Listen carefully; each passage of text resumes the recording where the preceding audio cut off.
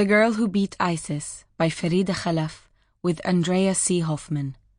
Translated from the German by Jamie Bullock. Read by Lara Sawalha. Author's note. Farida is not my real name. The names of all the other people who appear in this book have been changed. The names of people in public life, however, are real.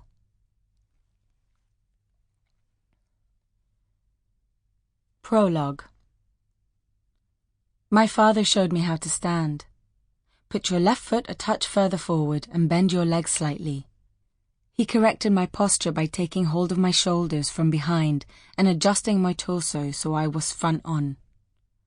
As a border guard in the Iraqi army, he knew how to handle rifles. He placed the gun, an AK-47, in my hands. The Kalashnikov wasn't as heavy as I'd anticipated. Put your right hand at the back by the trigger, he said. Like that. Now with your left hand, you can align the barrel at the front. Aim at the tree trunk over there. I got one of the mulberry trees in our garden in my sights. And fire. I tentatively fingered the trigger. Nothing happened. Go on, he said. Don't be afraid, Farida. I pulled the metal lever gently until finally it clicked quietly. From behind me, Dad laughed. Just like that, he said. Well done. I looked at him quizzically. I haven't taken off the safety catch, but we'll change that right away. This is how you do it. He showed me how to release the safety catch on the right-hand side of the receiver. Are you ready? Of course, I said, focused. Careful now. Okay. Are you aiming right? I nodded. Go on then.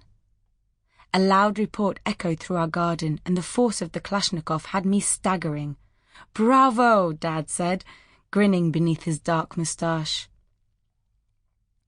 The two of us walked over to the tree to examine the results of my first shooting attempt, and in the event, a small piece of metal was lodged at the very right-hand edge of the trunk. The empty cartridge lay in the dust about a meter away. You've got talent, my father said. With a little practice, you'll be better than your mother. Do you think so? I asked excitedly. He stroked my head with affection. Yes. You've just got to do it a few times. Then it'll be a piece of cake. I'll put up a target for you in the garden. You'll see. Over time, you'll lose that fear of the bang, and you'll be better at offsetting the kick. I nodded eagerly. I was terribly proud that my father was teaching me, at the age of 15, how to handle a Kalashnikov. He'd already shown my mother and my brother Dylan, who was a couple of years older than me, how to do it years ago. Although not my brother Sirhad, who was 2 years younger. It was a sure sign that he thought I was grown up enough to defend our house and property, should it ever come to that. There were 3 rifles in a box in my parents' bedroom. One was Dad's army service rifle, the others he'd picked up at the bazaar. Women need to know how to use a weapon too, he said. When I've got enough money, I'll buy another AK-47 so that there's one for each of us in an emergency. Dad didn't specify what this emergency might be, and I didn't have the imagination to picture it. Back then, it didn't cross my mind that my father's circumspection might be linked to the fact that we were Yazidis and not Muslims. I was just thinking of burglars who might try to steal our valuables.